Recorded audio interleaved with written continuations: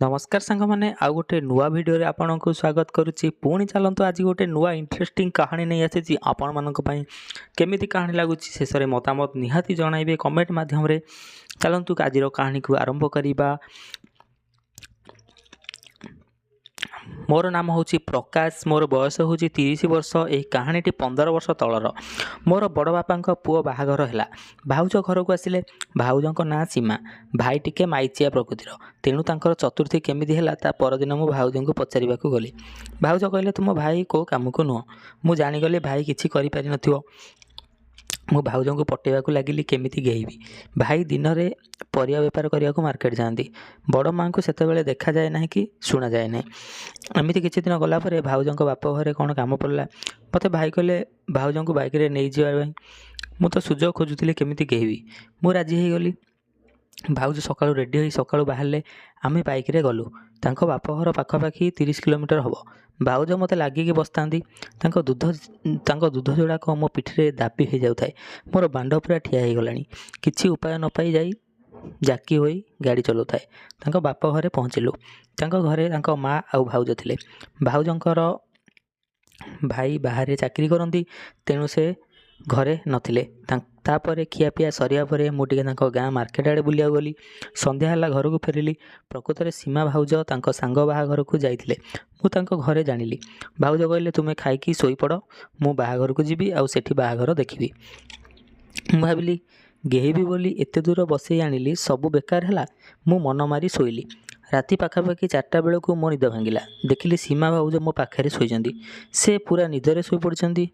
तांकर शाढ़ी आंठू पाखक उठी जाइछि। छाती उपर लुगा खसी जाइछि। मु या देखी आउ संभाली पारिलिनी। भाउजंक बड़ बड़ दूध तांका निश्वास नेला बेलू जेमिति ब्लाउज फटेई बाहरी पड़िबो। मु कौन कली ना तांको पेटरे हाथ पकेइली। आस्ते आस्ते आउसिली। तापर तांको दूध उपरे हाथ रे हल्का चिपिली। तथापि तांको निद भांगु न थाए। धीरे धीरे तांको ब्लाउज बोताम खोलिदेली। भितरे ब्रा थिला, ब्रा उपरे चिपिली। भाउज टिके हलचल हेले पुणी शोई पड़ले। इथर तांको चिकण हाथ जंघ आड़ू आउसी आनली। जंघ को किस करी करी तांको लुगा को पूरा अंटा जाए टेकीदेली। देखिली भितरे पैंटी पिंधछंती। पैंटी को टिके पेट तल आड़ को टाणिली, तथापि भाउज उठुना। मु चिंता कली भाउज जानी जानी सेमिति अभिनय करुछंती ना आउ किछि। तापरे मु तांको कान पाखरे कहली कौन पूरा निदरे शोइछ ना कौन, किछि जानी पारुन। भाउज कहले मो देह हाथ पूरा बिंधुछि तो सेथिपाई निद पाई मु टैबलेट खाई शोई पड़ली। मु कहली टिके घसीदेवी कि। भाउज कहले भल कथा। मु प्रथमे तांको कहली पिठी देखाओ। से ऊपर को पिठी करी शोइले। मु तांको बेक पाखरु आरंभ करी ब्रा पर्यंत आसिली।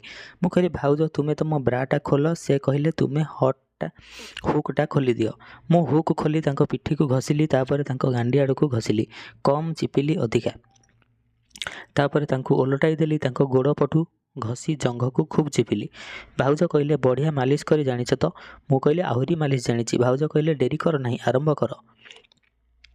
मु आस्ते आस्ते करी तांको पैंटी उपरे बिया को घसीली। भाउज खाली भिड़ी मोड़ी हेले। मु कहली भाउज पैंटी कौन ओदा? से कहले ना म परिस्रा लागिथिबो। मु कहली तुम पैंटीटा खोली दियो जे भल से मालिश करदेवी। भाउज पैंटी सहित पूरा लुगापटा खोलीदेले। मु तांको नंगला देह देखिया संभाली पारिलिनी। मु तांको सुंदरिया देह को देखुथाए। मु तांको सुंदरिया दूध को देखुथाए। तांको बियारे अल्प अल्प बाल थिला, किंतु भारी चिकिणिया आउ पाउ रुटी भली फुलिकी थिला। भाउज आखि बंद करिथांती। से टिके परे आखि खोलिले, देखिले मु तांको देह को देखुची। से कहले केबे माइकिना को नंगला देखिन कि? मु कहली तमे केबे देखैला जे तमे केबे देखैला जे मु देखिथांती।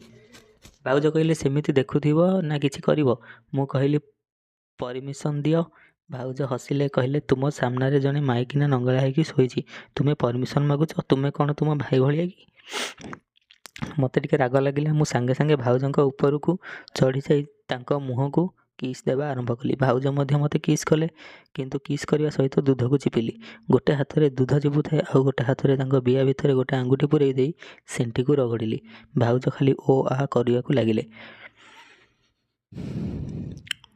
मु तांको आउ टिके गरम करिया पई तांको बिया को चुचुमी चलिली। यही बिया खाइबा तांको बोधे भल लगिला। तांको बियारू पानी बाहरी गला। मु सेतक पीदेली। भाउज कहले तुमे भल बिया खाउछ, मु तुम ବାଣ୍ଡ ଖାଇବି। ମୁଁ ସାଙ୍ଗେ ସାଙ୍ଗେ ବାଣ୍ଡକୁ କାଢ଼ି ଦେଇ ଦେଖାଇଦେଲି। ମୋ ବାଣ୍ଡ ଦେଖି କହିଲେ, ତୁମର ଏତେ ମୋଟା ଲମ୍ବା କେମିତି କଲ? ମୁଁ କହିଲି, ତୁମକୁ ସବୁଦିନେ ଭାବିକି ମୁଠି ମାରି ବଡ଼ କରିଛି। ଭାଉଜ କହିଲେ, ତୁମେ ମୋତେ ଭାବି ଆଉ ସବୁ କ'ଣ କରିବାକୁ ଇଚ୍ଛା ହୁଏ? ମୁଁ କହିଲି, କେମିତି ତୁମ ଏଇ ବିଶାଳ ଦୁଧକୁ ଚିପିବି ଆଉ ଗେହିବି। ଭାଉଜ କହିଲେ, କାହିଁ ମୋତେ କେବେ କହିନ ତ? ମୁଁ କହିଲି, ତୁମେ ବାହା ହେଇ ଭାଇ ପାଖରେ ଗୁହାଣ ଖାଉଥିବ। ଭାଉଜ କହିଲେ, ତୁମ ଭାଇଙ୍କର ତୁମଠୁ ଛୋଟ, ଅତି ବେଶୀରେ 5 ମିନିଟ୍ରେ ସାରି ଦେଉଛନ୍ତି। ମୁଁ କଷ୍ଟରେ ରହୁଛି। ମୁଁ ତୁମ ଭଳିକା ବାଣ୍ଡ ଚାହୁଁଥିଲି। ତାପରେ ଭାଉଜ ମୋ ବାଣ୍ଡକୁ ଆଇସ୍କ୍ରିମ୍ ଭଳିଆ ଚାଟିଲେ। ବାଣ୍ଡ ଆହୁରି ଟାଣ ହେଇଗଲା। ମୁଁ କହିଲି, ଭାଉଜ ମୋର ବାହାରି ଯିବ। ସେ କହିଲେ, ମୁଁ ସବୁ ଖାଇଦେବି। ମୋର ସବୁତକ ରସ ପିଇଦେଲେ। ମୋ ବାଣ୍ଡ ନରମିଗଲା। ଭାଉଜ କହିଲେ, ଏବେ ମେନ୍ କାମ କେମିତି କରିବା?